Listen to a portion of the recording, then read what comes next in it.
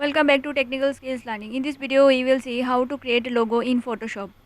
To create a logo in Photoshop, we have to click on File, then click on New. After clicking on New, we will get a window where we have to give the name of the image and size of the width and height of the image.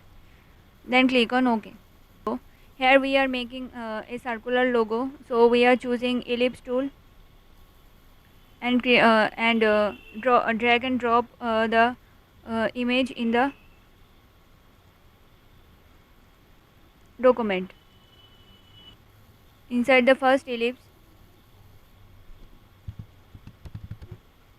then choose color of the ellipse. Then we write any text. To write any text, we have to choose horizontal type tool. Here we write the text as per our requirement. Then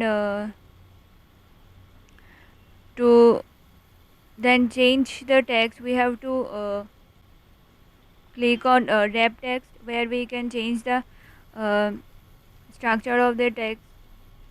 Then click on move tool to move the text tool. In such a way, we can create any logo in Photoshop.